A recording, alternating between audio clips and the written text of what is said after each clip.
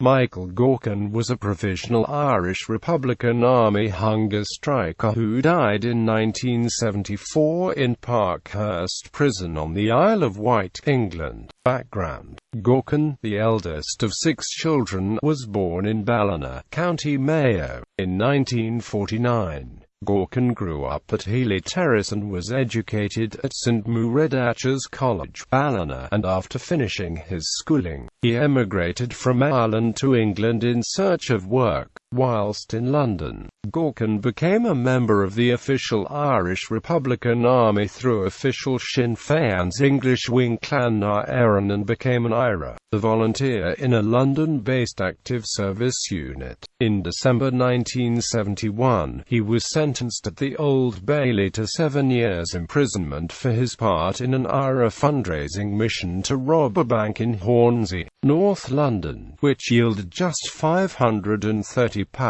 and for the possession of 2 revolvers. Gaughan was initially imprisoned at Wormwood Scrubs, where he spent 2 years before being transferred to the top security Albany Prison on the Isle of Wight. Whilst at Albany Prison, Gaughan requested political status. This was refused, and he was then put in solitary confinement. He was later transferred to Parkhurst Prison, where 4 of the Belfast 10 were on hunger strike for political status. On the 31st of March 1974, Gaughan, along with current Sinn Féin MLA Jerry Kelly, Paul Home, Hugh Feeney and fellow Mayoman Frank Stagg, went on hunger strike to support the fight of Marion Price to obtain political status and to be transferred to a jail in Ireland. The prisoners' demands were as follows: the right to political status,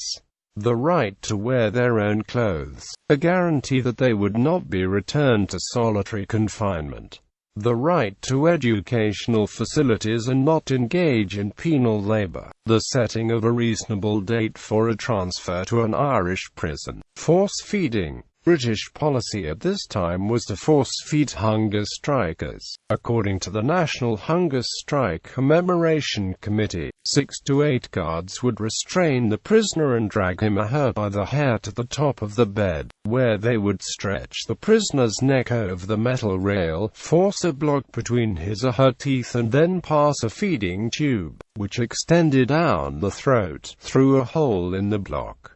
After visiting Michael in jail, his brother John described his condition. His throat had been badly cut by force feeding and his teeth loosened. His eyes were sunken, his cheeks hollow and his mouth was gaping open. He weighed about 6 stone. During his hunger strike, his weight dropped from 160 pounds to 84 pounds. Gaughan was force-fed from the 22nd of April, and this occurred 17 times during course of his hunger strike. The last time he was force-fed was the night before his death on Sunday, the 2nd of June. After a hunger strike that lasted 64 days, he died on Monday, the 3rd of June 1974, aged 24 years old. The cause of his death was disputed. The British government stated that he died of pneumonia. The Gaughan family stated that he died after prison doctors injured him fatally when food lodged in a lung punctured by a force-feeding tube. Gaughan's death caused controversy in English medical circles, as some forms of treatment can be classed as assault if given without the express permission of the patient. The timing of his death came just 1 week after the British government had capitulated to the demands of Ulster Loyalist hunger strikers. After Gaughan's death, the British government's policy of force-feeding ended, and the remaining hunger strikers were given assurances that they would be repatriated to Irish prisons. However, these promises were reneged on by the British government.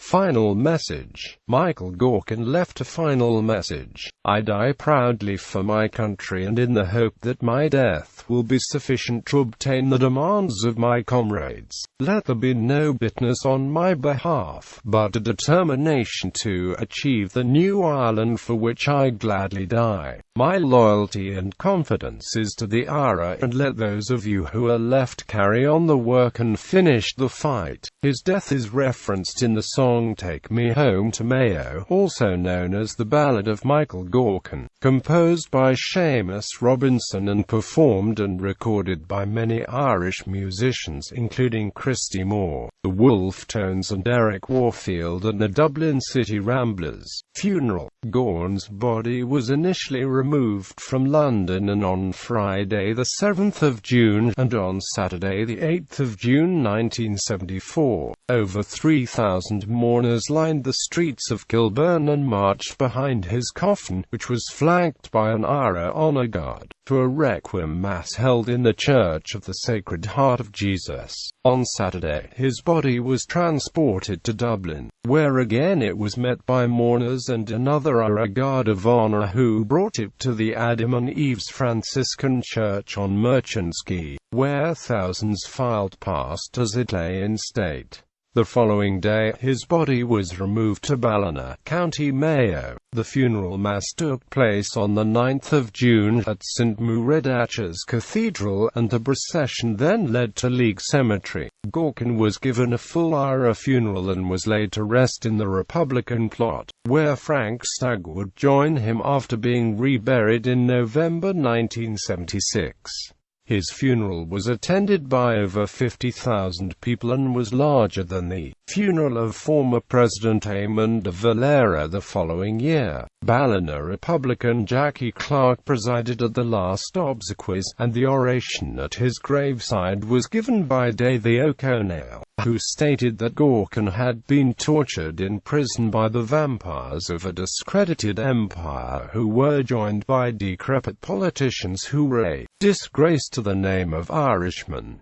His coffin was draped in the same tricolour that was used for Terence McSweeney's funeral 54 years earlier. It would later be used for the funeral of James McDade, an IRA member killed in a premature explosion in Coventry. The funeral embarrassed the anti-Republican Fine Gael Labour coalition government in Dublin at the time, and its Taoiseach, Liam Cosgrave. Paddy Cooney, Minister for Justice at the time, claimed that the IRA intimidated businesses in the towns that the funeral procession passed through, forcing them to close. Commemoration. There are annual lectures and commemorations in honour of Gaughan, Frank Stagg and Sean McNeil are at the Republican plot in Ballina by both Republican Sinn Féin and Sinn Féin, which includes a march from the Humbert Monument in Ballina to League Cemetery. The Republican Sinn Féin Cuman in Mayo is named the McNeil-Gaughan Stagg Cuman. On the 12th of February 2006, a mural dedicated to Stagg and Gaughan was unveiled on the Falls Road in Belfast.